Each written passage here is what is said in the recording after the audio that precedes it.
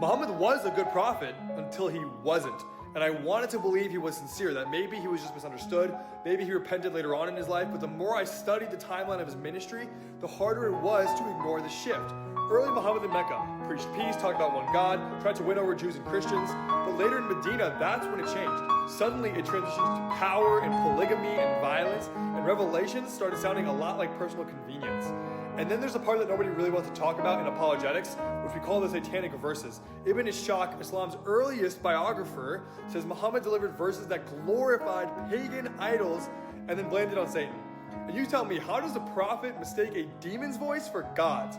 Imagine if Paul or Peter did that. Imagine if Jesus said, oops, like, dude, that part was from the devil. Don't listen to that. You would never trust that message again. But with Muhammad, there's a double standard where you're not allowed to question even when he married a child, took extra wives, and had people killed. You're just told to submit. And that's when I knew a real prophet doesn't serve himself. He sacrifices himself to serve others. And only one man, one in history, never changed under pressure and still laid down his life, and that's Jesus Christ.